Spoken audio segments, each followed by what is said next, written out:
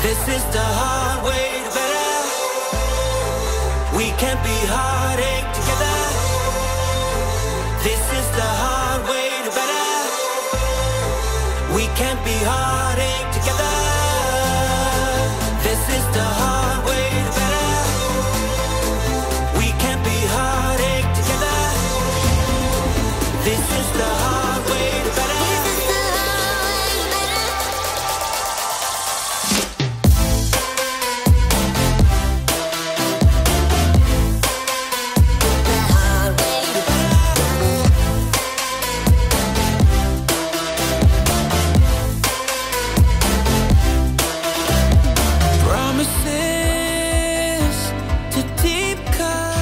What's going on, Reef Builders? Today I have a very special surprise because I am back at the home of one of my favorite reefers that I've ever done a video about, and I'm talking about my homie, Luis Rosa.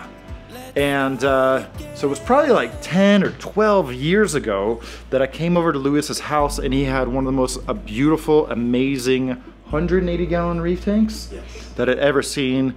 Metal halides. You know what? Let's just play the video.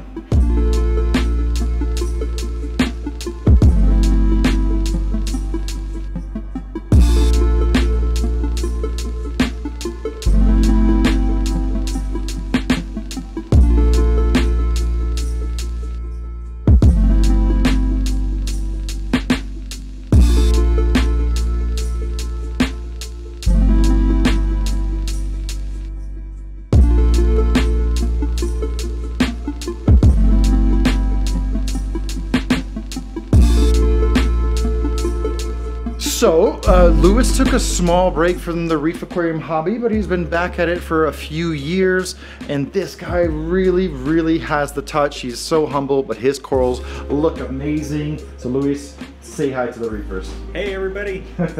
All right, so let's get a basic rundown of your reef tank. So tell us about the aquarium itself first. How big is it, who makes it, and how long have you had it set up? This is a Red Sea Reefer 250 that I set up September 2017, so it's about 16 months old. And it's gone through some transitions, started out with a little nano cube to a 93 cube to this in the living room. I needed the display up in the living area rather than in the basement. So your one thing that I see that you've carried over from your previous aquarium is just an impeccable aquascape. Your corals look perfect. You know, a lot of people don't recognize when their corals aren't doing like so hot, but you've just got like a really eclectic mix of acros, cyphastrid, alveopora. Tell us a little bit about your reefing philosophy. I pretty much try to keep it simple. I struggle with it at the beginning and then try to Hold up. He says he's trying to keep it simple, but when we get to the equipment, you're gonna see it's anything but. All right, I'm gonna let him pick that back up. My definition of simple is having it take care of itself. Let's just say it's kind of automated, so I don't have to think about it so much. But I still like the old school corals. One of my favorite ones is that green Slimer in the middle, just because of the growth rate and pattern. Do you think you'll ever switch that out with anything else? Hopefully. I've heard a lot of good things about this Dallas Acro. So this is a Red Sea Reefer. And how many gallons is it? 54 display, probably 60 gallons total is what I dose at. Right on. And so you're just like a little bit over a year old on this tank? Yeah. How much live rock do you have in there? I tried to follow the rule of 1 pound per gallon, but it's probably a lot less than that, probably 40 pounds at the most.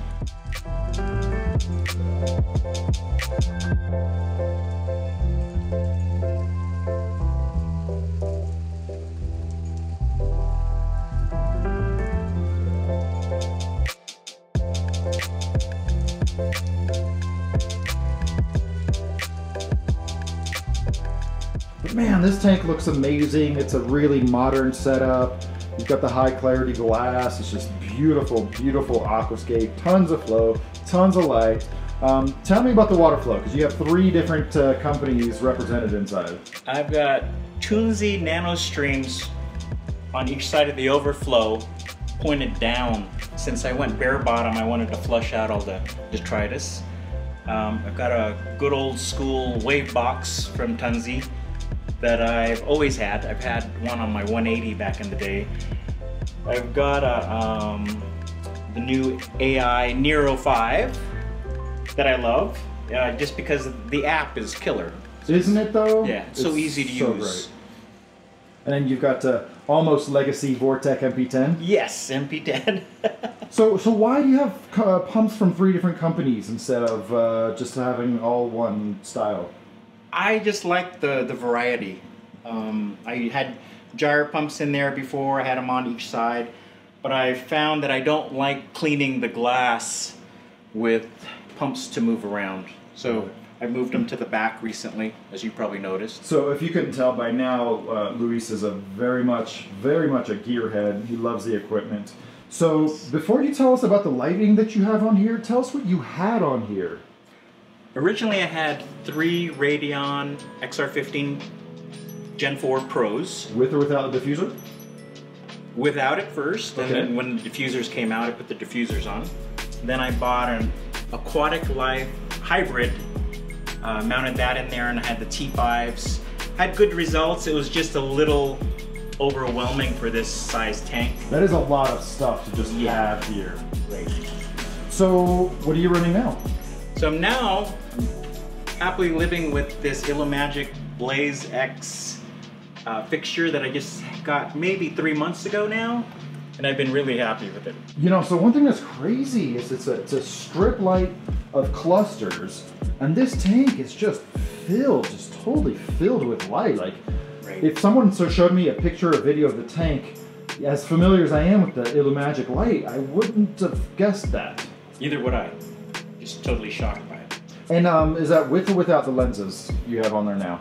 The lenses are on there, so Okay. it's stock the way I got So it. you've got the stock 75-degree lenses. I believe they're 75 degrees, and the color is just really, really great out of the box.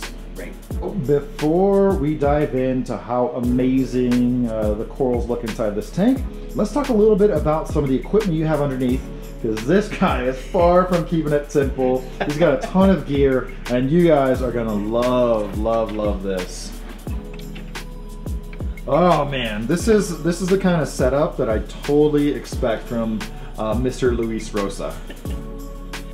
Alright, so here we have what looks to be kind of an overwhelming spread of aquarium devices, but if you're a long-term reefer, you're going to be familiar with a lot of this stuff.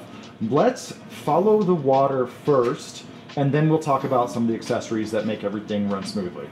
Okay. Okay, so in the drain here, you've got the Red Sea drain valve. Right. And where does that go? Tell us where it goes.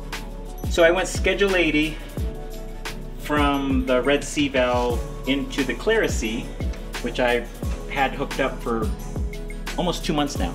Yeah. It's probably one of the most amazing things I've installed on this thing. It's just keeps the sump clean, the tank water quality is just amazing. My first roll lasted a few weeks, but I was turkey basting the tank regularly just to flush everything out. The last roll I did was just 2 weeks ago, and it lasted 6 weeks. So I'm hoping it'll continue to last a little longer. So a couple things. One thing I really want to point out, something I remember from Evan Luo's tank, is you've got a Tunzi power head in there to move water around the bottom to keep the entire sump clean. Yes. But I want you to tell me of what you were doing before on your Clara Sea so that your skimmer would function. Well, the Clara Sea's got a little swing gate valve there, and with it fully closed like it is now, it basically shut down my skimmer for at least 2 weeks. So then it was suggested to me to open up that gate valve just a little bit, and it did help, but I figured Jake has his closed, why not keep it closed?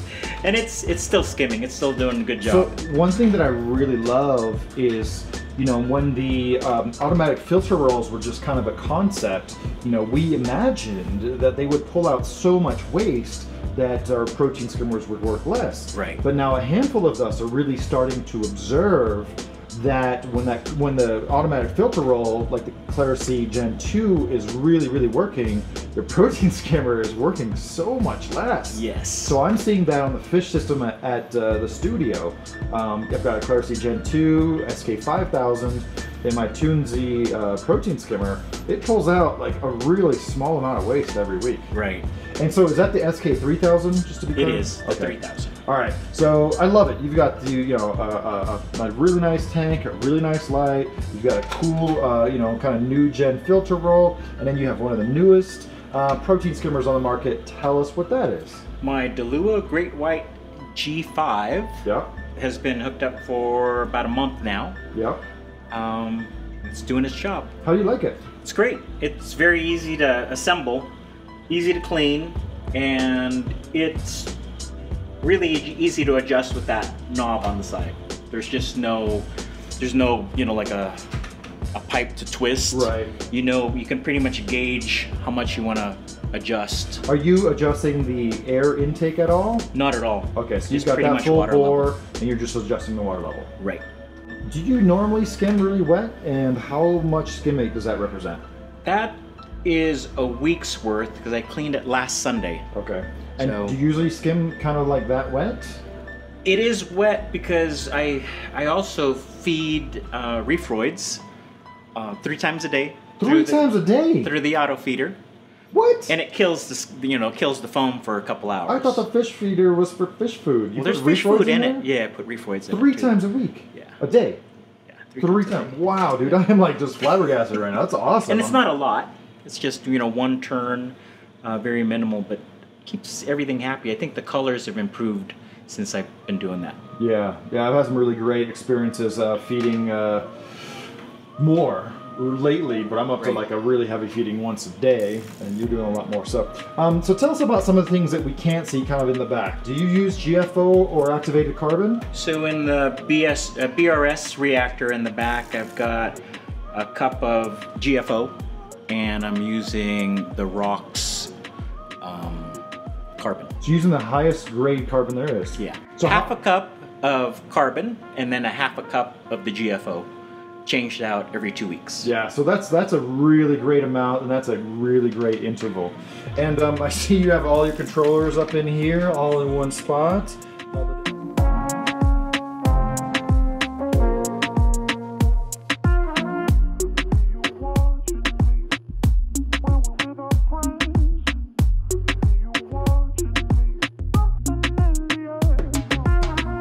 So what are you using to return the water to the tank?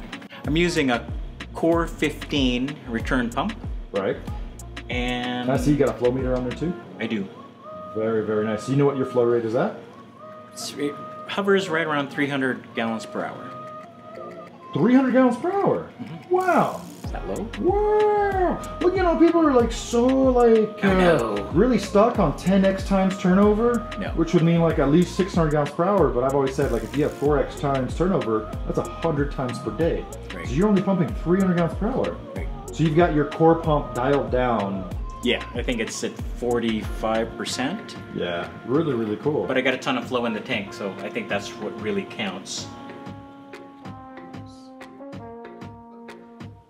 Last but not least, what kind of auto top off are you using? And let's take a look at your doser. I've been using the SpectraPure UPLC Perry pump. It's very dependable, never have to worry about it. Okay, so we can't see the dosing setup here. It's tucked in the bathroom right around the corner. I'm a tall dude, I can barely reach this. For lack of room, I am using the Core 7 other methods from Triton. And what are you using to dose? The dose pumps, I've got 2 of them with their dosing containers, and I did mix the 3A and 3B together so I could use the 4th pump for AcroPower. AcroPower for Yes. the win, yes. What are your thoughts on amino acids? Because you're one of the few reefers that I know who's kind of like, been reefing since before amino acids. So what do you like about AcroPower? It's an all-in-one to me. It just there's nothing else I really dose other than the Triton, and it's something I've always used with my reef tanks for coloration. The only other product I dose other than Triton and AquaPower, is Prodibio, and I've been using that since the beginning, since it first came out. So I'm dosing that every other week per pretty much their schedule.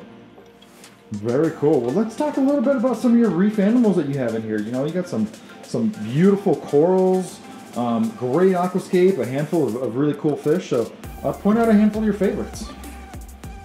Green Slimers, I mentioned before. In my 180, I had one that was pretty much on the bottom of the tank and it grew out the top. And when I fragged it, I went to a frag swap and sold them as bucket frags. But other than that, one of my sentimental favorites is this Gonipora that's kind of closed up from Steve Herlock. And also that Herlock Acropora that was named after him. And another favorite is that Setosa, because I've never seen a growth pattern on a Setosa like that.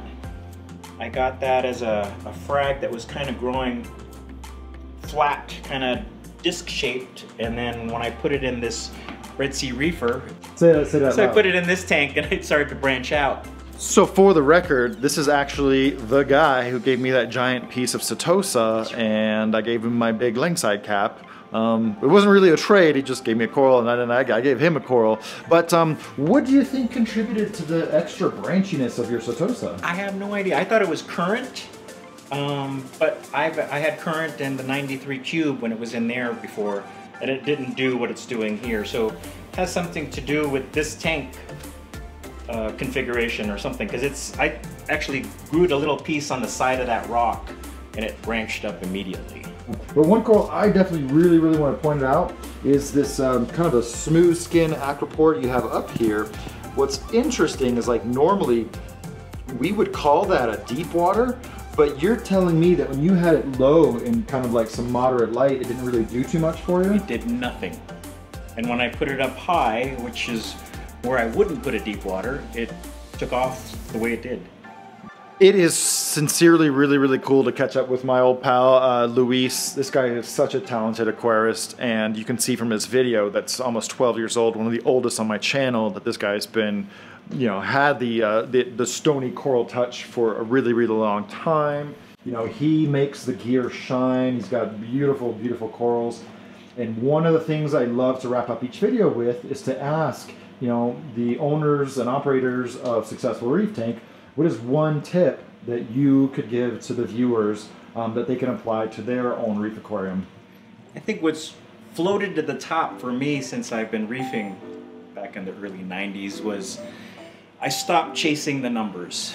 I have this system, my Reefer 250, and then downstairs I have a 93 cube. They're both different tanks. They settled into different numbers. They're not the same. I don't dose Triton downstairs, but I let it settle into whatever numbers it wanted to be at. This one, the same thing. pH is a little low, probably 7.9 to 8, which Jake just hates. But everything else is just rock solid, and I don't fight the numbers if they, you know, fall a little bit. I don't really stress about it because they usually bounce back. With that said, what are your values, you know, from week to week? So Generally. at my temp at 79, KH is 8.3, pretty solid with that Triton, the way I have it dosing right now. Dosing about 45 mils a day. Calcium's at 450. Keep my mag a little high right now, it's at about 1500. And nitrates, they're about 20 right now with phosphate at 0.4 tested yesterday. You know, just looking at your reef tank, like, the colors are so vibrant, everything is rich and deep. I'm currently challenged by some pastel colors in my, you know, my newer Red Sea Reefer Peninsula. Right. I'm definitely gonna up the feeding after seeing your tank and kind of what you're doing right now. And You know, so I talk about my super low DKH on my home reef tank quite a bit. Even if I'm adding a ton of buffer to the tank, I'm not super worried about chasing number. Of course, I want my DKH to be 7, 8, 9 or higher. But if the corals are growing and I know I'm adding like the right amount of buffer, I'm not really sweating chasing the numbers. And you're the first, you know, really successful reefer to mention that. So thank you very much. Thank you so much for your time. Thank you, Jake. And I hope to see you at Reefstock very soon. Are you going to be there? Wouldn't miss it. Absolutely. So make sure to check out reefstock.show for more information on the first big reef show coming to Denver here in just a handful of weeks. I hope you guys enjoy this video. If you did, hit like. If you love this video, make sure to subscribe, hit that notification bell. And if you have any questions, Luis is a fan of the channel, and he will, you know, participate in the comments, right? Absolutely. So if you have any specific questions about Luis's tank, go ahead and post them in the comments, and we'll have a good conversation about your reef tank. Great. Thanks, Jake.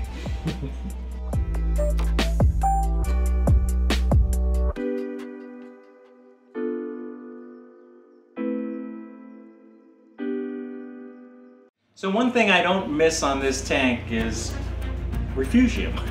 It's something I've always used, and it's just one chore that I no longer have to take care of.